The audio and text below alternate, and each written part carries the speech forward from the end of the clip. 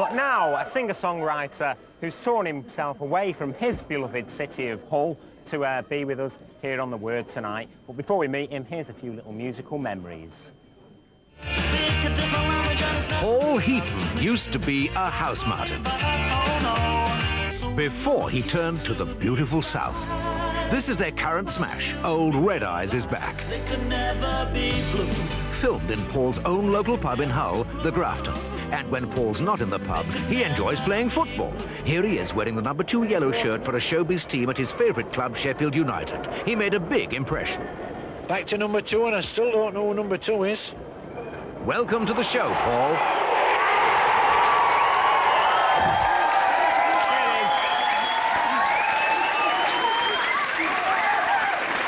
The man himself. I think they're clapping your legs there, aren't they? They are clapping my legs, yeah. I could see that you're a thinking man's footballer, aren't you? You weren't going to boot that ball anywhere. No, I take my time. I take my time. Would you have liked to have been a soccer player, do you think, rather than a pop star? No, I don't think so. I think I couldn't stand the discipline, you know what I mean? It's one of them, innit? Too much discipline. Training? Training, yeah. No drinking, like this show, really. Oh, I don't know. I think quite a few soccer players would argue with you there. Yeah, I suppose so, yeah. Now, your latest single, Old Red Eyes is Back, is actually about alcoholism. Yeah, that's right. Do you tend to find yourself spending well, you know, quite a large amount of time down the local pub? I do, yeah. It's one of them things, isn't it? You just get into a regular type of drinking type thing, like yourself, you know. Like yourself? Well, I presume you drink, don't you? I mean, everybody does that. Yes, but it's wine bars now for me, I'm afraid, Paul. Nice one, yeah. Yeah, well, I don't know that. Now, the House Martins are really successful. You split up. You're a bit previous, weren't you, splitting up in a way? A bit what, sorry? A bit previous when you split up. Yeah, we were a bit, yeah. I mean, you didn't need to split up at the time that you did. I mean, you weren't going down the drain or anything, were you? No, not really, no. Not the drain as such, no.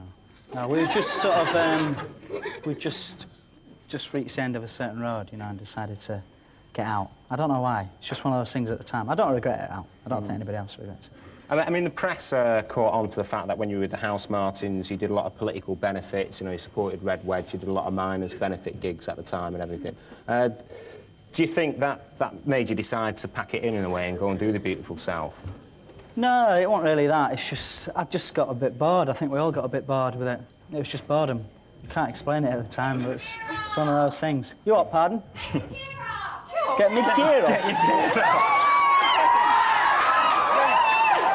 We've had a flash of his legs already tonight. Yeah, you have, yeah. You've had enough already, young lady. But wait, tell me this now about the beautiful South and the House Martins. It's my glass, actually. You do? Oh, sorry.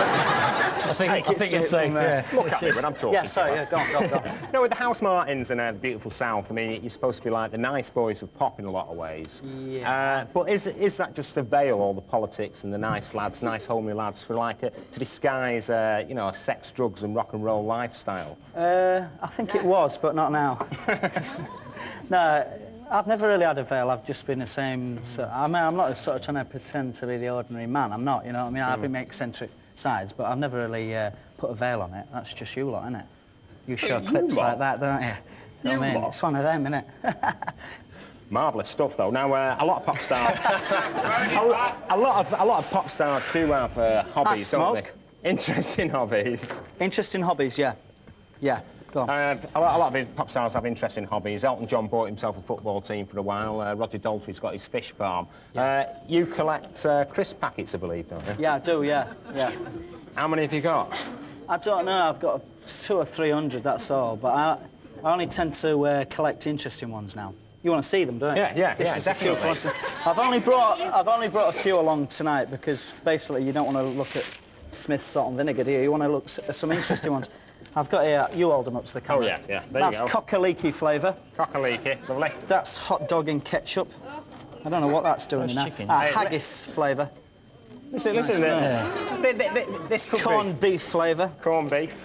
Steak and onion. Listen, we've got salt and pepper, hedgehog. Right. I've just brought this along because I missed it. Sausage and tomato. There's enough said. I think we have to have a look at. We've got a few crisp packets for you to take a look at, I believe.